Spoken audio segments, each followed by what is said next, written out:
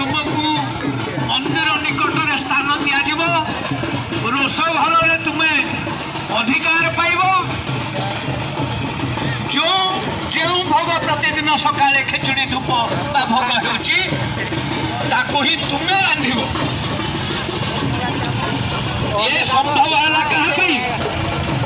प्रभु जगन्नाथ कृपा व आशीर्वाद पाई जड़े भाई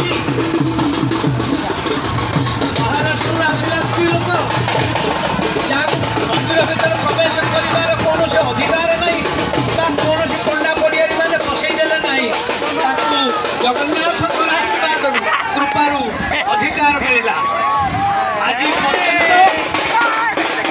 जो खिचड़ी भोग हो श्रीमंदिर में कहुए गाई हांडी भोग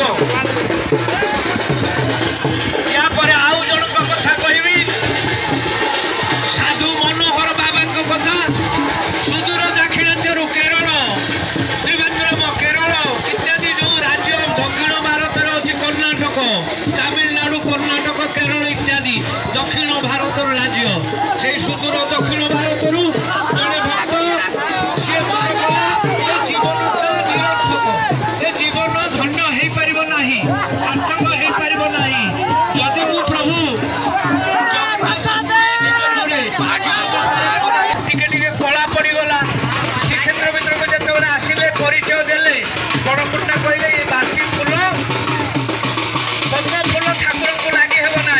तुम्हें दे पार फूल ठाकुर पूजार लगे ना मनोहर बाबा साधु मनोहर दास कहले एत श्रम परिश्रम पर उठा हो गला जो अति श्रद्धार भक्ति जो पद्म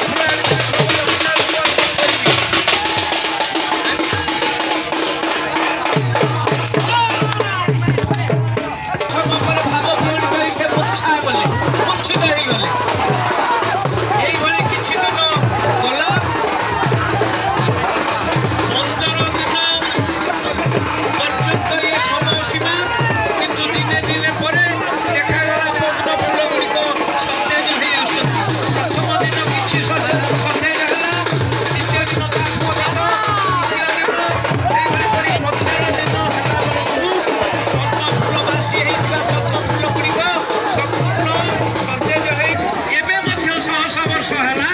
से सेवाटी पूजाटी चली धनु संक्रांति मकर संक्रांति भितर जगन्नाथ बलभद्र देवी सुभद्रा पद्म फूल सजा जाऊँगी अर्पण करा जाऊँगी किंतु दुईटा बार गोटे बार है बुधवार आ गोटे बार है शुक्रवार जोड़ी पड़ो से बार पद्म ये गले साधु भक्त मनोहर दास कथा से श्रीक्षेत्र अच्छे विदुर मठ महाभारत जो विदुर भक्त विदुर सी से कृष्ण भक्त सी जो मठ स्थापन करते किंतु पंडा पड़िया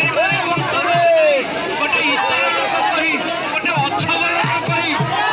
मंदिर सेवा पूजा कर सुजोग देले देखागला श्रीमंदिर में जो बड़ पिठा भोग बड़ी पर 60 पौटी व्यंजन जो श्रीक्षेत्र ठाकुर मान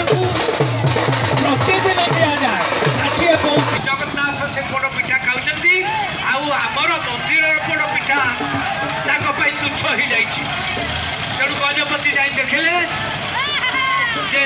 विदुर अच्छा गोटे छोट कुड़िया करी तो अति गरीब दयनीय अवस्था दैन्य अवस्था सी कौन भक्ति ठाकुर को भोग अर्पण करेंगे तेणु से पड़पीठा ठाकुर परिचय पाइले भक्ति प्रमाण पाइले से आदेश देले ये मठर पुनरुद्धार हो कर पुनर्निर्माण कर एवं ये मठर नामकरण है भक्त विदुर नाम सारे विदुर मठ एवं से